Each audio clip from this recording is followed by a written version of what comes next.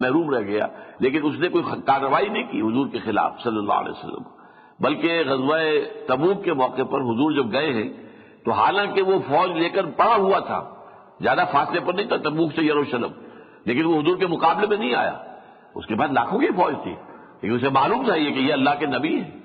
یہ تو ظاہر بات ہے کہ ان سے تو کوئی فتح ہوا حاصل نہیں کر سکتا، اللہ تعالیٰ کی مدد ان کے ساتھ ہے۔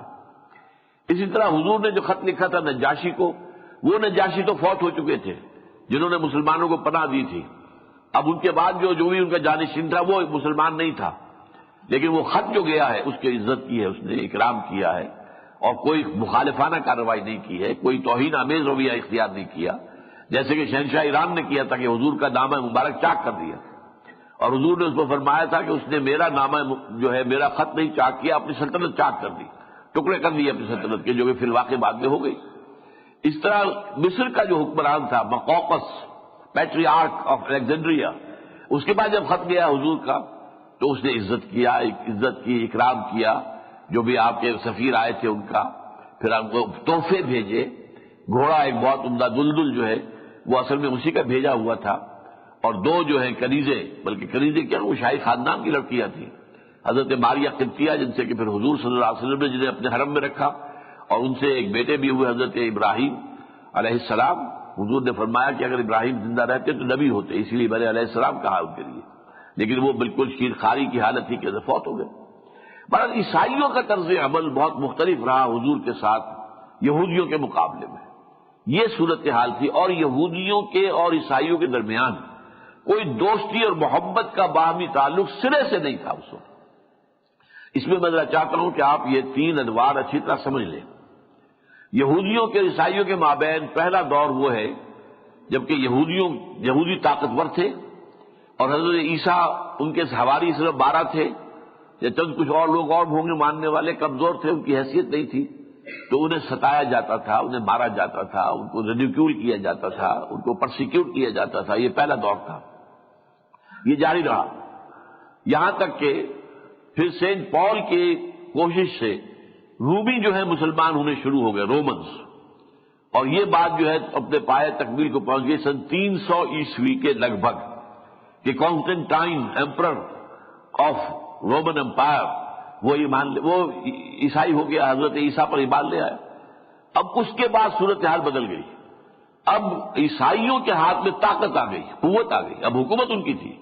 اب انہوں نے یہودیوں کو ستانا شروع کیا، مارنا شروع کیا، ان کی انتہائی بے عزتی کرتے تھے پورے یورپ کے اندر، کیونکہ سن 70 عیسوی کے بعد سے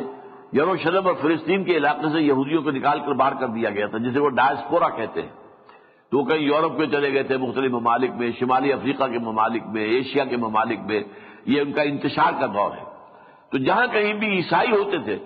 وہ ان کے لیے ان کو تحقیر کرتے تھے، ان کی استحقار کے ساتھ پیش آتے تھے، ان کے اوپر ظلم کرتے تھے، تعدی کرتے تھے، انہیں شہروں کے اندر آنے کی بھی اجازت ہوتی تھی، جیسے کرفیو ہوتا ہے، 2 گھنٹے کا کرفیو کھل گیا ہے تو ایسے 2 گھنٹے آ سکتے ہو شہر کے اندر، ورنہ باہر گھیٹوز میں وہ رہتے تھے، نفرت شدید کرتے تھے عیسائی ان سے۔ یہ دوسرا دور تھا۔ تو اسی دور میں ایک اور خاص واقعہ بھی پیش آیا ہے، وہ میں پھر آپ کو بتاؤں گا، یہ جو اصحاب الاخدود کا واقعہ سورہ بروج میں آیا ہے، اس میں یہودی ایک بادشاہ تھا در حقیقت، جو کہ جس کی حکومت قائم ہو گئی تھی یمن میں، اس یہودی شخص نے، ذو نواس اس کا نام تھا، اس نے نجران کے عیسائیوں پر شدید حملہ کیا اور مجبور کیا کہ وہ یہودیت اختیار کریں اور عیسائیت سے تائب ہو جائیں۔ اس وقت تک عیسائیت جو ہے وہ صحیح عیسائیت تھی، یعنی حضرت عیسیٰ علیہ السلام کے صحیح پیروکار جو تھے، شمعون، سائمن اس کو کہتے ہیں انگریزی میں سائمن، ان کے حواریین میں سے شمعون جو تھے وہ حق پر رہے ہیں، صحیح راستے پر رہے ہیں، تثلیث وغیرہ کا معاملہ نہیں انہوں نے کیا، توحید پر برقرار رہے، اور حضرت عیسیٰ کو اللہ کا بیٹا نہیں مانا معاذ اللہ، بلکہ اللہ کا رسول، اللہ کا بندہ مانا ہے۔ تو اس حوالے سے جو شمعون کے یا سائمن کے جو پیروکار تھے وہ نصارہ تھے، وہ اپنے آپ کو عیسائی نہیں کہتے تھے۔ یہ سینٹ پال کے جو متبعین تھے انہوں نے اپنے لیے کرسچنز کا لفظ استعمال کیا شروع کیا ہے، ورنہ اس سے پہلے وہ نصارہ کہلاتے تھے۔ لیکن یہ کہ ان لوگوں نے پھر کرسچن اور کرسچینٹی، جس کے بارے میں ڈاکٹر مائیکل ہارٹ نے بہت صحیح بات کہی ہے کہ یہ present Christianity is not Christianity really, it is Paulism, یہ تو سینٹ پال کا مذہب ہے، اس نے ایجاد کیا ہے، اس کی بنائے ہوئے عقائد ہیں، اس کا بنایا ہوا نظام ہے جس پر کہ یہ موجودہ عیسائیت قائم ہے۔ بہرحال تو وہ جو تھے شمعون کے پیروکار تھے، وہ نجران کے اندر جو عیسائی تھے، تو ان کو مجبور کیا کہ وہ واپس آئے پھرے اور یہودی ہو جائیں۔ انہوں نے انکار کیا تو بڑے بڑی کھائیاں کھودی گئیں، ان کھائیوں کو آگ سے بھرا گیا اور ان میں جو ہے ان کو زندہ جلایا گیا، پھینکا گیا، آگ کے اندر جلایا گیا۔ یہ واقعہ جو ہے وَالسَّمَاءِ ذَاتِ الْبُرُوجِ وَالْيَوْمِ الْمَوْعُودِ وَشَاهِدٍ وَمَشْهُودٍ قُتِلَ أَصْحَابُ الْأُخْدُودِ النَّارِ ذَاتِ الْوَقُودِ إِذْ هُمْ عَلَيْهَا قُعُودٌ وَهُمْ عَلَىٰ مَا يَفْعَلُونَ بِالْمُؤْمِنِينَ شُهُودٌ۔ یہ واقعہ جو پیش قرآن مجید میں تفصیل سے آیا ہے سورہ بروج کے اندر، یہ کیا تھا؟ یہ عیسائیوں اور یہودیوں کی آپس کی دشمنی۔ تو گویا کہ اس پورے عرصے میں ان میں دوستی کبھی نہیں رہی، دشمنی رہی ہے۔ ایک عرصہ وہ تھا کہ یہودیوں کا غلبہ تھا اور عیسائیوں کو مارتے تھے، پھر ایک طویل عرصہ وہ آیا ہے کہ اب عیسائیوں کو غلبہ ہو گیا اور انہوں نے یہودیوں کو ستایا اور مارا۔ لیکن اس کے بعد اب تیسرا ٹرن جو آیا ہے اس میں، وہ آج سے کوئی 200-250 برس قبل جب رینیسنس ہوا ہے یورپ میں، جسے کہتے ہیں احیاء العلوم بھی، اور تحریک اصلاح مذہب۔ تحریک اصلاح مذہب کے نتیجے میں کیا ہوا؟ کرسچینٹی 2 حصوں میں تقسیم ہو گئی، پروٹیسٹنٹس اور کیتھولکس۔ ایک تیسرا بھی ہے جس کو یہ آرتھوڈاکس کہتے ہیں، لیکن وہ بہت ہی معمولی تعداد کے اندر ہے، ایسٹرن آرتھوڈاکس۔ اصل میں جو ہے سب سے زیادہ بڑی تعداد میں آج بھی رومن کیتھولکس ہیں اور اس کے بعد پروٹیسٹنٹس ہیں۔ اور امریکہ اور برطانیہ یہ خالص پروٹیسٹنٹ ممالک ہیں۔ یہ پروٹیسٹنٹزم جو ہے، یہ مذہب جو ہے، یہ یہودیوں کا ایجاد کردہ ہے۔ انہوں نے ہی اصل میں پھاڑا ہے، عیسائیت کو 2 حصوں میں تقسیم کیا، کیتھولزم اور پروٹیسٹنٹزم۔ اور اب یہ لوگ جو ہیں ان کے اعلی کار بن گئے، اور اس کے بعد سے اب شکل یہ بن گئی ہے کہ اب یہودی گویا کہ عیسائیوں پر کنٹرول کرنے والی طاقت ہے۔ تعداد بہت کم ہے، پوری دنیا میں 1.25 کروڑ سے زیادہ نہیں ہے، 13 ملین یا 14 ملین سے زیادہ نہیں ہے، 1.40 کروڑ میکسیمم۔ لیکن یہ ہے کہ ان کا پاس جو سرمایہ ہے، ان کا جو بینکنگ کا نظام ہے، ان کے اندر جو آرگنائزیشن ہے، ان کے اندر جو سازشی کردار ہے، اور اس میں ان کے ذہن کی تباہی ہے، نتیجہ کیا نکلا ہے کہ انہوں نے سارا بینکنگ کے نظام کے ذریعے سے یہ پورے ویسٹ کو کنٹرول کر لیا۔ اب عیسائیت اس کے تابع ہو گئی۔ اب ان کے مقاصد پورا کرنے کے لیے عیسائی بحیثیت مجموعی بھی تیار ہیں، ان میں خاص طور پر پروٹیسٹنٹس تیار ہیں۔ پروٹیسٹنٹس کے اندر بھی خاص طور پر ایونجلسٹ جو ہیں وہ آگے سے آگے بڑھ کر سپورٹ کر رہے ہیں یہودیوں کو اور اسرائیل کو، اور ان میں سے بھی جو سب سے زیادہ ہے وہ جن کے زہریلا جن کا مزاج ہے مسلمانوں کے اور عربوں کے خلاف، وہ نیو کونز کہلاتے ہیں، نیو کنزرویٹوز۔ اور یہ ساری جنگ عراق کی شروع اس لیے کی گئی تھی کہ گریٹر اسرائیل بنانا ہے اور یہ عراق کو حوالے کرنا ہے اسرائیل کے۔ شاید آپ کو یاد ہو کہ شیرون نے، پتہ نہیں ابھی تک مرا ہے کہ نہیں مرا ہے، کہ ابھی تک شاید وہ بے ہوشی پڑا ہوا ہے، لیکن شیرون نے کہہ دیا تھا عراق جب فتح ہو گیا ہے اور صدام کو شکست ہو گئی ہے تو اس نے کہہ دیا تھا کہ very soon Iraq will be in our hands, Iraq تو ہمارے ہاتھ میں ہوگا، ہماری حکومت قائم ہوگی عراق کے اندر۔ تو یہ نقشہ یہ تھا، بہانے جو بنائے گئے کہ ویپنز آف ماس ڈسٹرکشن کے بہانے، القاعدہ سے تعلق کے بہانے، ایٹم بم بنانے کا کوئی سلسلہ، ایک ذرہ برابر بھی اس میں صداقت ثابت نہیں ہوئی۔ اور ڈھٹائی کا یہ عالم ہے کہ اس کے باوجود کھل کر جو ہے اپنی غلطی ماننے کو تیار نہیں ہے، لیکن اگرچہ پھنس گئے بری طریقے سے، اس میں کوئی شک نہیں کہ اس میں جو بھی صورتحال ہے وہ ان کے لیے بہت پریشان کن ہے۔ لیکن اصل قدم یہ تھا، یہ 2 پریشانیاں آئی ہیں یہودیوں کو۔ ایک عراق میں جو صورتحال ہو گئی، وہ اس امید میں تھے کہ عراق تو ہمارے پاس آ گیا، ہماری جھولی میں گر جائے گا، امریکہ اسے جو ہے فتح کر کے ہمارے حوالے کر دے گا کہ اب ڈیموکریسی تم سکھاؤ انہیں، تمہیں معلوم ہے ڈیموکریسی، انہیں تو معلوم ہی نہیں ہے، تو ڈیموکریسی کا سبق تم دو، ان کو ٹرین کرو۔ اور نمبر 2 یہ کہ ان کا جو خیال ہوا تھا کہ حزب اللہ کو چند گھنٹوں کے اندر ختم کر کے رکھ دیں گے، جو لبنان کے اندر انہوں نے جو ریزسٹنس دکھائی ہے اور جس طرح کا مظاہرہ کیا ہے، تو یہ 2 بڑے سیٹ بیکس ہیں جو پہنچے ہیں اسرائیل کو۔ اسی لیے ابھی ذرا وہ دبی ہوئی زبان میں باتیں کر رہا ہے، آفر بھی کر رہا ہے، حماس کو بھی آفر کر رہا ہے کہ تم اگر یہ باتیں مان لو تو ہم تمہیں تسلیم کر لیں گے اور تمہارا جو ہے تمہارے ساتھ تعلقات جو ہے بحال کروا لیں گے، اور پوری دنیا سے تمہاری امداد کا سلسلہ جو ہم نے منقطع کروایا ہے وہ اس کو دوبارہ بحال کروا دیں گے۔ تو یہ سارا معاملہ جو ہے، تو یہ اصل میں ان کے درمیان 3 دور ہیں جو سامنے رہنے چاہیے۔ پہلا دور، یہودی طاقتور تھے، عیسائی کمزور تھے، تھوڑے تھے، انہیں ستاتے تھے یہودی، یہ پہلا دور تھا۔ دوستی بہرحال نہیں تھی، محبت نہیں تھی۔ دوسرا دور جس میں کہ عیسائیوں کو غلبہ حاصل ہو گیا، زبردست غلبہ حاصل ہو گیا، ان کی رومن امپائر جو ہے پوری عیسائیت کو اختیار کر لیا اس نے، لہذا اس وقت اب دور وہ آیا کہ عیسائیوں نے پھر گن گن کر بدلے لیے ہیں یہودیوں سے۔ اور آپ کو معلوم ہے کہ یہی عیسائی اور یہودی دشمنی کا ایک واقعہ ہے کہ جو سورہ بروج کے اندر میں نے ابھی آپ کے سامنے رکھا ہے کہ سامنے آیا ہے کہ 20,000 کے قریب تعداد آتی ہے۔ اصل میں ان آیات کے بارے میں مختلف روایات ہیں، مولانا سید ابو الاعلیٰ مودودی صاحب نے اپنی تفہیم میں وہ ساری روایات نقل کی ہے، پھر جو ایک بات سب سے زیادہ انہیں قوی نظر آئی ہے اس کو بیان کیا ہے، اس لیے کہ وہ جو کنٹمپریری ہسٹورینز تھے ان کے بیانات کے ساتھ بھی مطابقت اس رائے کی بنتی ہے۔ یہ اصل میں ایک یہودی حکمران تھا جس نے کہ نجران کے عیسائیوں پر حملہ کیا، ان کو فتح کیا، پھر انہیں مجبور کیا کہ وہ عیسائیت کو ترک کر دیں اور یہودیت اختیار کریں۔ ان کے انکار پر ہزاروں 20,000 کی تعداد آتی ہے کہ ان کو زندہ جلایا گیا۔ اور یہ واقعہ جو ہے حضور صلی اللہ علیہ وسلم کی ولادت سے کل سمجھیے کہ 20-25 برس پہلے ہوا ہے، 523 عیسوی میں یہ واقعہ پیش آیا ہے اصحاب الاخدود کا۔ اور لیکن اس کے بعد پھر یہ کہ ان لوگوں نے عیسائیوں نے پھر دہائی دی، ایمپرر جو تھا روم کا اس کے دربار میں جا کر دہائی دی کہ یہ ہمارے ساتھ یہ سلوک ہوا ہے۔ حبشہ میں عیسائیوں کی حکومت تھی، وہاں جا کر فریاد کی، پھر وہ حبشہ کے بادشاہ نے پھر فوجیں بھیجی ہے اور انہوں نے حملہ کر کے ذو نواس کی حکومت ختم کی اور وہاں پہ عیسائیوں کی حکومت قائم ہو گئی جو حضور کے دور تک قائم تھی۔ اور آپ کو معلوم ہے کہ جس سال حضور کی ولادت ہوئی ہے وہ ابرہہ تھا، وہی یمن کا وہ حبشی جو ہے وہ حکمران جو آیا تھا ہاتھی لے کر اور بڑی فوج لے کر خانہ کعبہ کو گرانے کے لیے، منہدم کرنے کے لیے۔ تو وَرَأَيْتَ الَّذِي وہ جو آپ نے پڑھا أَلَمْ تَرَ كَيْفَ فَعَلَ رَبُّكَ بِأَصْحَابِ الْفِيلِ أَلَمْ يَجْعَلْ كَيْدَهُمْ فِي تَضْلِيلٍ وَأَرْسَلَ عَلَيْهِمْ طَيْرًا أَبَابِيلَ، یہ واقعہ ان کا ہے کہ جو سامنے آتا ہے۔ بہرحال تیسرا دور میں نے آپ کے سامنے رکھ دیا ہے، یہ رینائسنس کے بعد جو یورپ میں بیداری ہوئی ہے، اس میں بھی اس کی بھی لمبی پس منظر ہے، اس کا تاریخ ہے، وہ میں تفصیل میں نہیں جا سکتا۔ تو اس کے اندر یہ ہے کہ رفتہ رفتہ یہودیوں نے عیسائیوں کو گویا کہ فتح کر لیا ہے۔ اب یہودیوں کے ہاتھ میں کھلونا ہے عیسائی، دی سول سپریم پاور آن ارتھ جو ہے وہ اس کی جو ہے ہاتھ میں اس کی جو ہے ساری پالیسیاں جو ہیں وہ ساری کی ساری کنٹرول ہوتی ہیں یہودی نیو کونز خاص طور پر، اور جو یہودیوں اور یہودی ہیں۔ تو اس حوالے سے یہ بات جو ہے کہ یہ بعضهم اولیاء بعض یہ اب ہوئی ہے، اسی لیے میں نے کہا تھا کہ یہ جو اس سورہ مائدہ کی آیات 51-52 ہے، اس کا صحیح ترین اطلاق آج ہوتا ہے۔ گویا کہ جس وقت قرآن نازل ہوا ہے اس وقت یہ پیشن گوئی کے درجے میں تھی،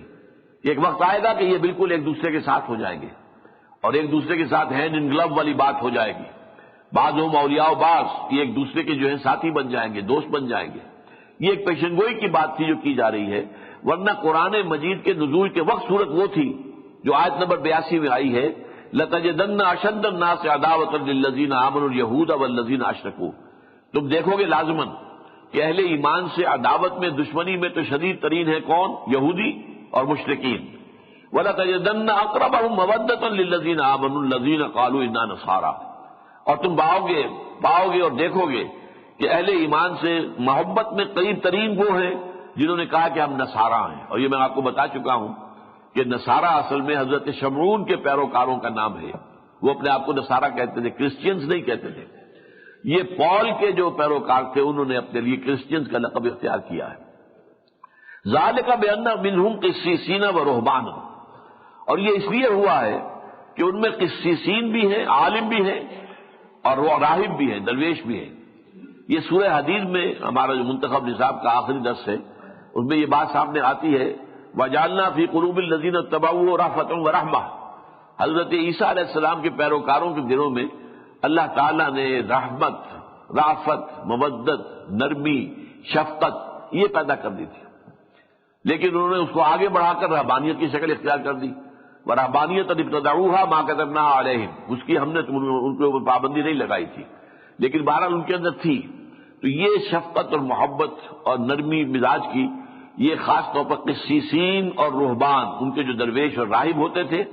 اور ان میں جو عالم ہیں۔ اور آپ کو معلوم ہے کہ راہب ان کے کیسے کیسے راہب موجود تھے حضور کی بعثت کے وقت۔ بحیرہ راہب وہ ہے جس نے حضور کو بچپن میں پہچان لیا تھا۔ جب ابو طالب اپنے ایک قافلے کے ساتھ، تجارتی قافلے کے ساتھ حضور کو لے گئے تھے شام، تو وہاں بحیرہ راہب نے دیکھا اور دیکھ کر کہا کہ یہ بچہ کون ہے؟ بتایا گیا کہ یہ مکے کے ایک سردار ہیں، اس کا بیٹا ہے، یتیم ہے۔ اس نے پھر کہا ابو طالب سے، اس بچے کی حفاظت کرنا، یہودی اس کے دشمن ہوں گے اور اس کو قتل کرنا چاہیں گے، پوری حفاظت کرنا۔ اس نے پہچان لیا تھا حضرت محمد صلی اللہ علیہ وسلم کو۔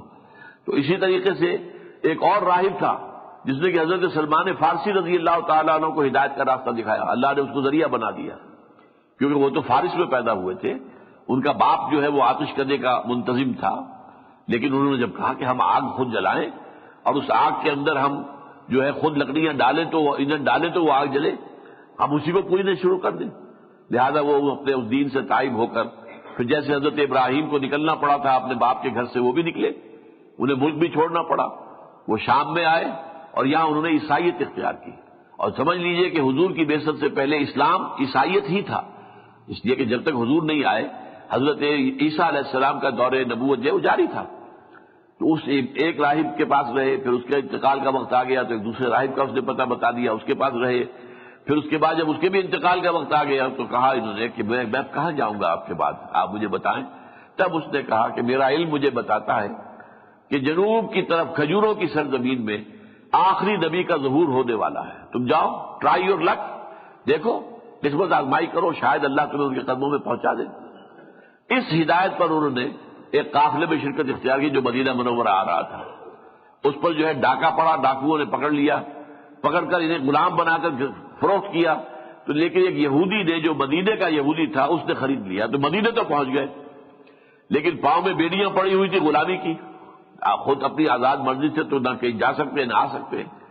لہذا سن تو رہے تھے کہ حضور ایک شخص نے دعویٰ کیا ہے مکے کے اندر نبوت کا، تو اسے سمجھ میں تو بات آ رہی تھی کہ جو مجھے راہب نے بتایا تھا شاید وہ بات پوری ہونے والی ہے اب۔ لیکن پھر جب حضور مدینے آ گئے تو اب کسی طریقے سے اجازت لے کر اپنے آقا سے یہودی سے اور کچھ کھجوریں لے کر وہ حضور کی خدمت میں حاضر ہوئے اور پیش کیا۔ حضور نے فرمایا کیا ہے؟ عرض کیا یہ صدقہ ہے؟ فرمایا نہیں، صدقہ میں نہیں لیتا، یہ غریبوں کا حق ہے، ان کو تقسیم کر دوں۔ پھر کچھ دنوں کے بعد یہ اصل میں علامت اس راہب نے بتائی تھی کہ وہ صدقہ قبول نہیں کریں گے، ہدیہ قبول کر لیں گے۔ کچھ دنوں کے بعد پھر اسی طرح کیا، پھر جب حضور نے پوچھا کیا ہے، عرض کیا کہ یہ ہدیہ ہے، اچھا ٹھیک ہے ہدیہ میں قبول کرتا ہوں، پر یہ مان لے آئے۔ تو اب میں بتا یہ رہا تھا کہ یہ راہب جو ہے حضور کے زمانے تک ابھی وہ صحیح العقیدہ نصارہ موجود تھے، بلکہ کہنا چاہیے کہ ان کا ایک طرح سے غلبہ تھا، ان کو جو ہے پوری قوت حاصل تھی، لہذا ان میں فرمایا کہ قسیسین بھی ہے، رہبان بھی ہے۔ یہ یہودی جو ہے وہ اپنے علماء کو کہتے ہیں ربائس، ربی، ربیون، یہ ان کے لیے الفاظ ہیں۔ ربائس آج بھی بولتے ہیں، آج بھی یورپ کے اندر امریکہ میں ربائس، اور جو ان کے جو درویش قسم کے لوگ ہوتے ہیں ان کے لیے ان کے ہاں الفاظ اور جو ہے مختلف ہیں۔ احبار علماء کے لیے ہے، ربائس جو ہے وہ خدا رسیدہ لوگوں کے لیے۔ عیسائیوں میں قسیس اور رہبان، راہب وہ ہیں درویش بنش جو ترک دنیا کر کے کہیں خانقاہوں میں بیٹھے ہوئے تھے، اور ان کے جو بڑے عالم تھے وہ قسیس تھے۔ وَأَنَّهُمْ لَا يَسْتَكْبِرُونَ، کیونکہ ان کے دلوں میں اللہ تعالیٰ نے نرمی اور رقت اور شفقت پیدا کی ہوئی تھی، اور ان میں استکبار نہیں تھا، تکبر نہیں تھا، لہذا ان کا معاملہ یہ ہے کہ اس وقت حضور کے زمانے میں ان کا معاملہ یہ تھا کہ حضور کی مخالفت نہیں کی، بلکہ حتی الامکان جو دیکھنے میں آیا وہ یہ ہے کہ ان کی طرف سے اچھے طرز عمل کا مظاہرہ ہوا ہے۔ دو باتیں اور بھی نوٹ کر لیجئے، سورہ بقرہ میں فرمایا گیا ہے قالت الیہود لیست النصارى علی شیء وقالت النصارى لیست الیہود علی شیء وهم یتلون الکتاب، یہ یہودی کہتے ہیں کہ نصارہ کی کوئی حقیقت نہیں ہے، ان کی کوئی بنیاد ہی نہیں، جڑ ہی نہیں ہے، اور نصارہ یہ کہتے ہیں، نصرانی کہتے ہیں کہ یہودیوں کی کوئی اصل نہیں ہے، کوئی جڑ بنیاد نہیں ہے، حالانکہ وہ ایک ہی کتاب کے پڑھنے والے ہیں، تورات کو دونوں مانتے ہیں، لیکن اس کے باوجود ان کے درمیان اختلاف تھا، شدید اختلاف تھا، کوئی دوستی اور محبت کا تعلق نہیں تھا۔ اسی طریقے سے ان کا اگرچہ قبلہ جو ہے یروشلم تھا، جو ہیکل سلیمانی یہ قبلہ تھا، لیکن اس میں بھی عیسائی جو ہیں وہ اس کے مشرقی کی طرف رخ کرتے تھے اور یہودی مغرب کی طرف رخ کرتے تھے، اس لیے کہ حضرت مریم سلام علیہا نے جو اعتکاف کیا تھا وہ ہیکل کے مشرقی گوشے میں کیا تھا۔ تو یہ اختلاف ان کے درمیان شدید تھا، وہ ایک دوسرے کے دوست نہیں تھے، ہاں وہ معاملہ جو ہے جیسا کہ میں نے عرض کیا ہے کہ وہ آیا ہے اب، اس وقت آ کر ان کا معاملہ جو ہے وہ یہ ہو گیا ہے کہ یہ آپس میں ایک دوسرے کے ساتھی اور دوست ہیں۔ یا ایھا الذین آمنوا لا تتخذوا الیہود والنصارى اولیاء بعضهم اولیاء بعض، یہ گویا کہ میرے نزدیک ایک پیشن گوئی تھی جو اس دور میں آ کر خاص طور پر پوسٹ رینائسنس جو یورپ ہے اس کے جو حالات جو ڈیولپ ہوئے ہیں اور وہاں جو پروٹیسٹنٹزم پیدا ہوا ہے اور وہ اعلی کار بن گیا یہودیوں کا، اور ہوتے ہوتے پوری عیسائیت آج یہودیوں کی اعلی کار بن گئی ہے، یہ اس کیفیت کی طرف اشارہ ہے۔ اقول قولی ھذا واستغفر اللہ لی ولکم ولسائر المسلمین والمسلمات۔